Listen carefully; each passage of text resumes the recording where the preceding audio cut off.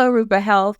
It's Dr. LaKeisha, your integrative gynecologist, hormone specialist, speaker, best-selling author of The Other PMS, Your Survival Guide for Perimenopause and Menopause. And I'm back, as I promised, to talk about part 2 of progesterone.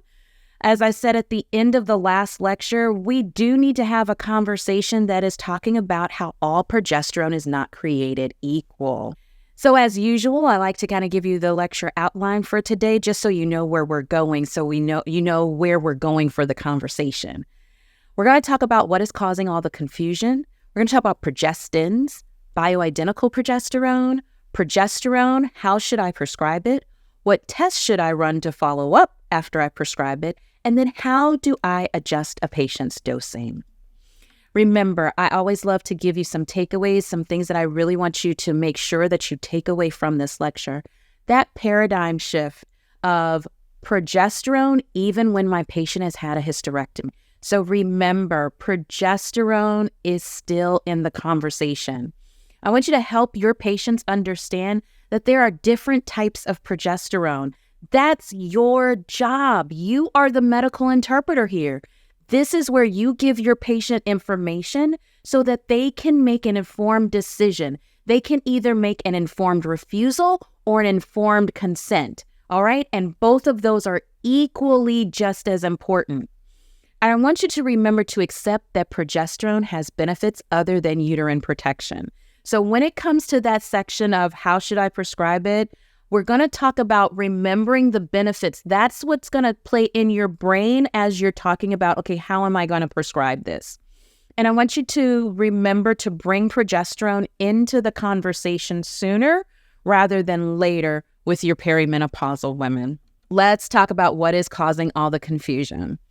I think everybody wants to point their finger at the WHI or the Women's Health Initiative, the hormone arm of the WHI study. And I don't think that that is all the right thing to do. Like, that's the end all be all. So I'm going to make a statement here that is probably not going to be popular. I'm going to say it's not the WHI study's fault. It's not their total fault. It's not on them. And I think the discussion comes from us wanting to say, well, remember when that study came out, it looked at some of the end points came out that were showing us that there was an increased risk in breast cancer. And that increased risk in breast cancer was due to the progesterone side of things. That when you added progesterone to your estrogen, there appeared to be an increased risk of 8 per 10,000 women that developed breast cancer. Subsequently have found out here recently that one, it was not statistically significant. The p-value did not translate into the wild, into our general population. I'm not saying that, there wasn't any significance for breast cancer. Any breast cancer is significant. What I am saying is that it did not translate out into the population. What we also found is that it was the progestins. And so this is where we need to help clear up the conversation. There is a misuse of terminology. So in the world of studies and science and data and all, and when we get into the minutia, if a molecule has a certain molecular makeup and it gets to have the label of progesterone, it is then lumped under this umbrella. We have to be mindful that there are progestrogens or progestogen, and there is progestin. Progestogen is a substance that's naturally occurring, or it is synthetic, it is made, and it does have effect on the progesterone receptor on the cell membrane. Progestins are a synthetic version alone. They also have the ability to stimulate the progesterone receptor on the membrane.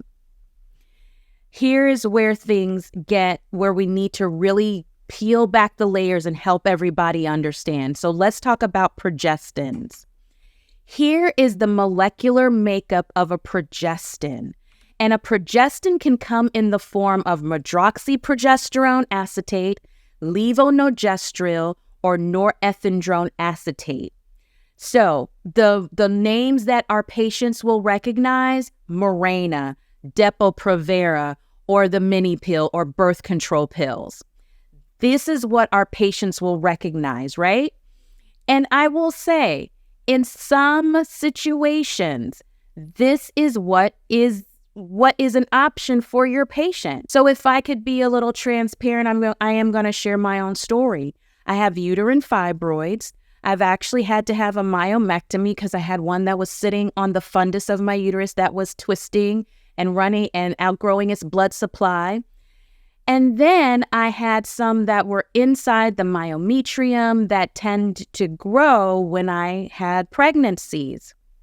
I also was very symptomatic with my uterine fibroids. I had severe, significant menorrhagia. Matter of fact, there was one time in residency, I have this vivid memory of standing in surgery for a long period of time, doing a hysterectomy, and I remember recognizing the feeling that I had messed up my scrubs. And so after my pregnancies, I had utilized birth control in the past to help to calm down the menorrhagia, and it was helpful. But what I did was I made the decision after we had our children to utilize the Mirena IUD because my fibroids were not located inside the uterine cavity. It significantly impacted the way that I was able to move throughout life after putting in the Mirena, because we know that if it's a progestin or a progestogen, it does have significant influence on the uterine lining. It has anti-proliferative type of property. So this is why this can be an option for women at certain points and phases in their lives.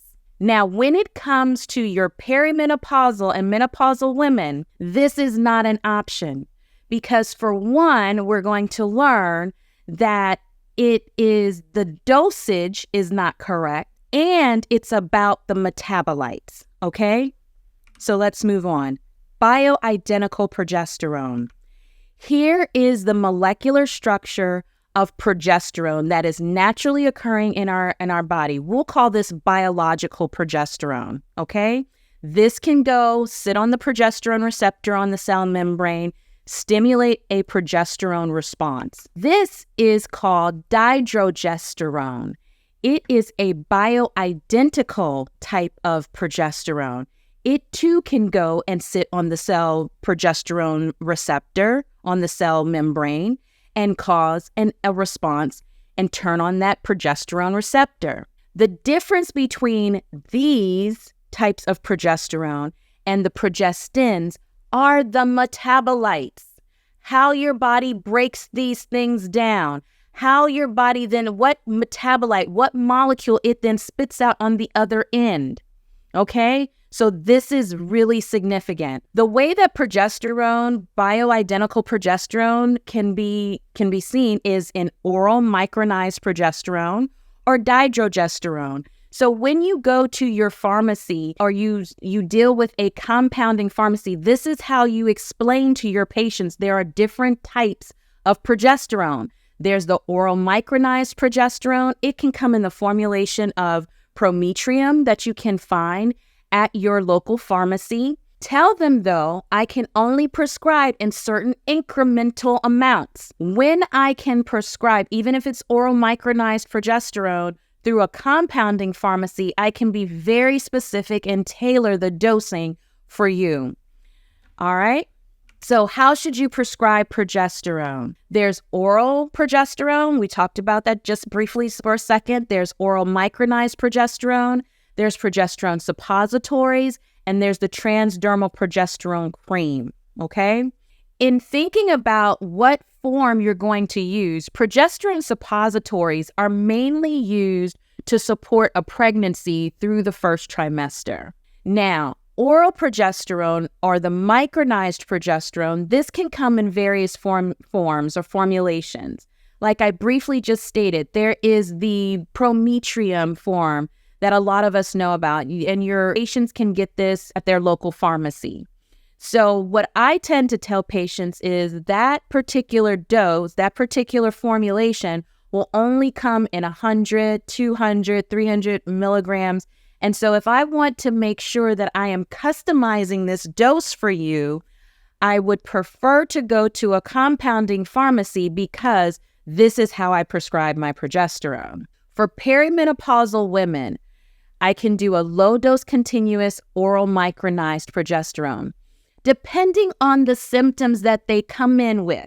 Let's say, for instance, they're coming to us and they're saying, the big issue is my sleep. I cannot get to sleep and stay asleep like I used to. So I will give them about 25 milligrams of progesterone, and I'll tell them to actually titrate that up until their symptoms resolve. What does that mean? So I'll tell them the first night, take 25. If you notice, maybe it helped me a little bit, but I still didn't get the best sleep, the next night, do 50 milligrams. And if you still see that there can be some adjustment made, the following night, do 75 milligrams and go up by 25 milligrams until you can get to sleep, stay asleep, and you wake up feeling rested and not groggy the next day. That's the first goalpost that we're looking at, the first mile marker. And so I'll have patients come back to me and say, you know what? Oh my gosh, I got up to maybe 50 and I was great. That was excellent. Great. No problems. I didn't need anything else. I'll have some patients that say, wow, I had to get all the way up to 100. So this way you put them in the driver's seat. You give them the ability to see what works for their physiology at that point. Now, the next thing I'll do for some perimenopausal women is do this low dose cycling through the luteal phase, okay? Where I'll do a low dose continuous and even cycle through the luteal phase, and where I'll start them at a low dose. And the only reason I will do this is if they come in, say, yes, sleep is an issue, but I also have PMS. So I'll say, let's just do the 12 milligrams, 12.5 milligrams, start there.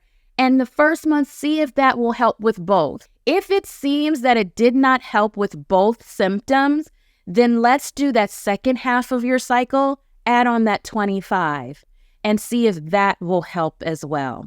For some women that even have started having heavier cycles for this perimenopausal phase, they tend to see that this type of approach can really even help with minimizing how heavy their cycles are, okay? Now, I am also very mindful to check in with them and see, hey, how is this in with you waking up the next day? Are you feeling okay? Are you too groggy? Because sometimes they have to go up more than 25. They may have to go up to 50 during that week.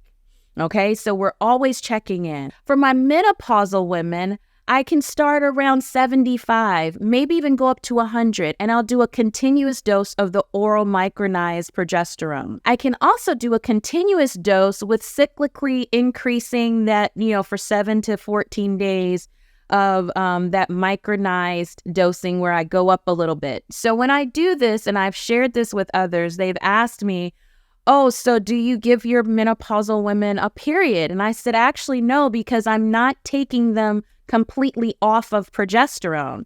So I may start them at a low dose, maybe 75. And if they need a little extra help, I'll say, hey, go up by that 25 for like how you used to have a period. So we'll do that for about 7 to 14 days, maybe just 7, maybe 10 days. Go up, bump that up, come back down, and let's see. Because for some women, when they start on that progesterone, it was good for a little while, remember?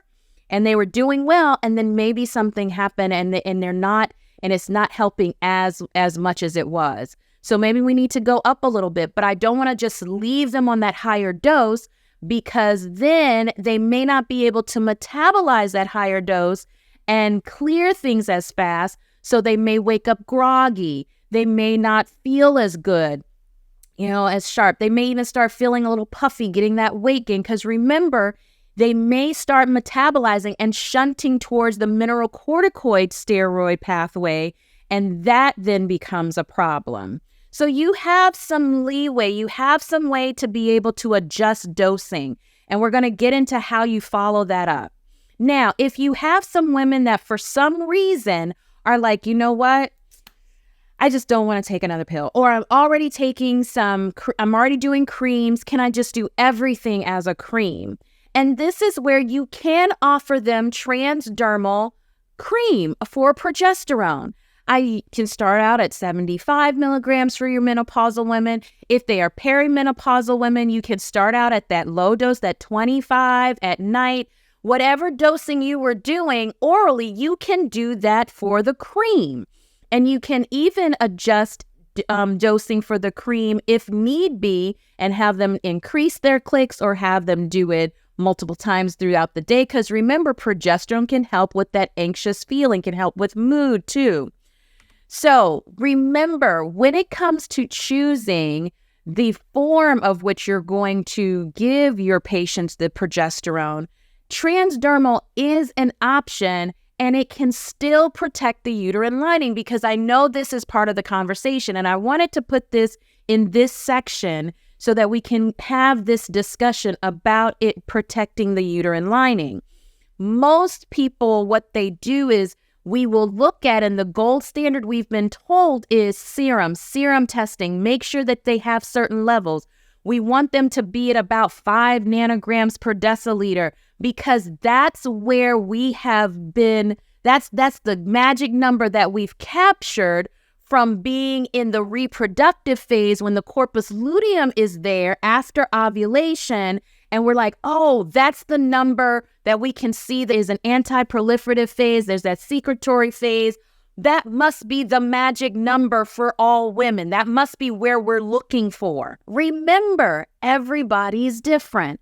Now, what the studies have shown is that when you use transdermal formulation, there may not be that spike in the bloodstream. They have not shown that to be consistent. And the reasoning is that they feel that because of the preparation of the cream, that there may be some lipophilic components to that cream.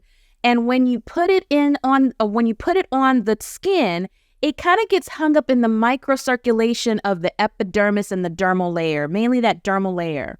And it takes a while for it to then disperse into the systemic circulation. There's also thought that the red blood cells kind of suck up the progesterone and are like a carrier, just like albumin or just like SHBG. And so because it's in the red blood cell, we can't measure it in the serum, okay? So those are some of the conversations that we're having.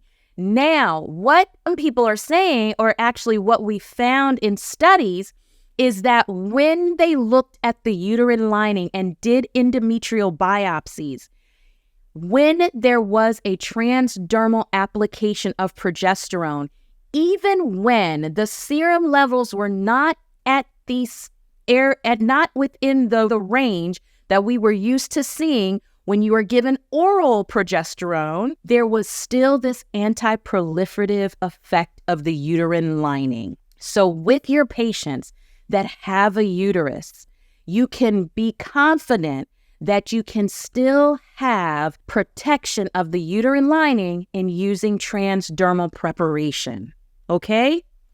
Now, remember, I also wanted to have this discussion in this section. Micronized progesterone with transdermal estradiol can be helpful for mood, depression in particular. We have looked at studies that have shown us that there has been some significant impact on a woman's mood when you add that progesterone component. Remember progesterone, and remember that bioidentical progesterone. It's the metabolites. It can break down to those neurosteroids, that pregnane steroid that can sit on the GABA A and the NMDA receptor and can help stimulate and have influence on the serotonergic pathway, can have influence on the dopaminergic pathway. So we want to remember that progesterone has influence in the body in other places other than just the uterine lining. So people ask, okay, so then what tests do I run to follow up? Remember, you can do serum testing. Not all serum tests will show you the numbers that you want to see. We know that even with oral micronized progesterone, and I'll talk about that in a second, but you can do that serum testing because we are so familiar with that. You're looking for a certain level between 3 to 5 nanograms per deciliter. You're also you can look at urine. You can do the Dutch test, for instance. You can look at the urine testing. Look at the metabolites that are being formed. Because remember, our bioidentical progesterones can break down into certain metabolites that we can look for. Saliva is also a way to follow up because saliva testing will look at what is bioavailable. It will look at that free floating form of progesterone. It won't look at what's all bound up, okay?